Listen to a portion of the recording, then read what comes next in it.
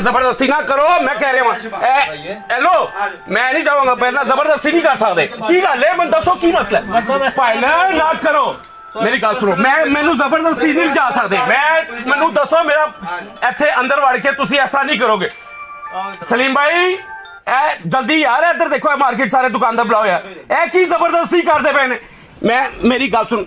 अच्छा हाथ मैनू मेरी गल सुन ना, ते मैं तू जबरदस्ती ले जा सकते जे इत्थे कोई भी सानू मजबूर ना करो, किस गल ते मजबूर ना करो, मैंने क्या किया जो तो नहीं किस तरह तुसी मन दसो की मसला है।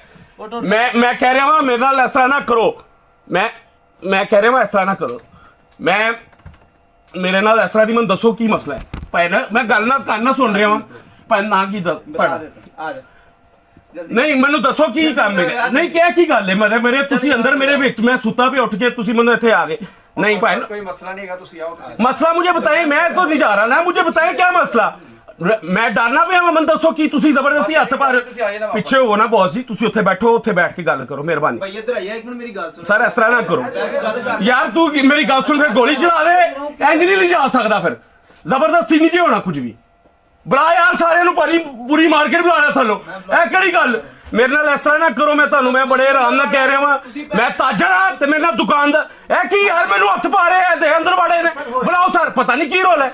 नहीं मैनू इत्थे दसो की रोल है, नहीं सर नहीं आपने बुलाया थाने जाना, साहब ने बुलाया है, साहब को पहुंचांगा मैं, मैनू जबरदस्ती तुसीं नहीं जा सकते चलो की, मैं तेन कह रहा सलीम भाई बुलाओ, ए की रंगबाजी सारी यार, मैनू देखो मेरे मैं उत्ते वॉशरूम च बैठा,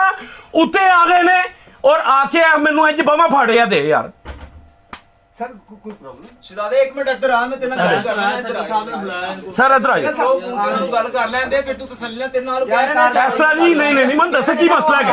जबरदस्ती तो नहीं जा सकता भाईजान, जबरदस्ती नहीं आप लेकर जाएंगे, जबरदस्ती मैं मेरी बात सुने, मैं आपको कह रहा हूँ खुदा की कसम